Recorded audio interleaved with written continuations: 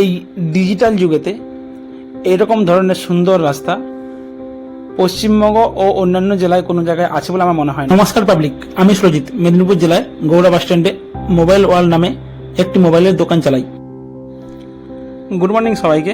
আজকে সকাল সকাল কিন্তু উঠে পড়েছি, কারণ আজকে ওয়েদারটা ছিল একদম সুন্দর ওয়েদার। কারণ আজকে সকাল থেকে কোনো রকমের কিন্তু বৃষ্টির সম্ভাবনা ছিল না, প্লাস রোদও সুন্দর বেরিয়েছে।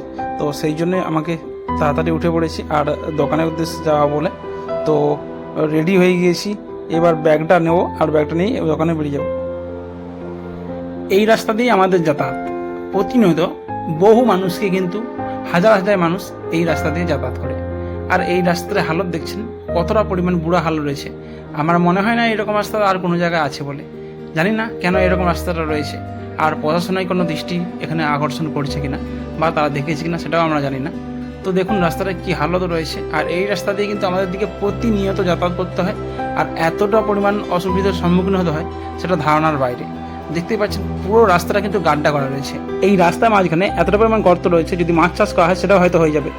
দেন সমস্ত বাধা পেরিয়ে আমরা পৌঁছে গেলাম আমাদের সেই দোকানেতে।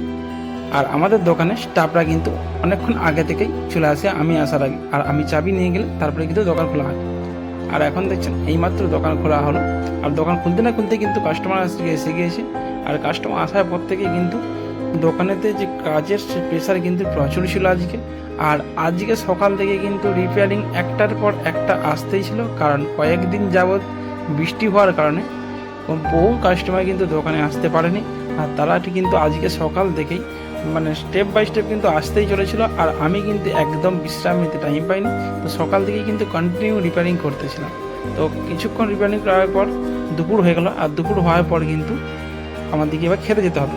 তো সেই জন্য দোকানের কোনো স্টাফ কিন্তু আজকে খাবার নিয়ে আসেনি, তো সবাই মিলে কিন্তু খেতে চলে গেলাম। তো খেয়ে আসার পরেই কিন্তু বিকেলে দোকান খোলার পর সেই একইভাবে কিন্তু কাজ আমি কন্টিনিউ করে যাচ্ছিলাম।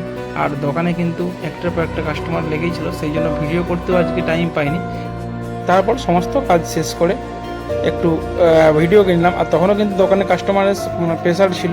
আর দোকানের সমস্ত মালপত্র বিক্রি করার পরে কিন্তু সে আবার একটু কাজে বসে গেলাম, কারণ কাজ কিন্তু আজকে বললাম যে প্রথম থেকেই কাজ অনেক ছিল, সেই জন্য সেই কাজগুলো করতে করতে কিন্তু আমাদের অনেকটা টাইম চলে গিয়েছিল।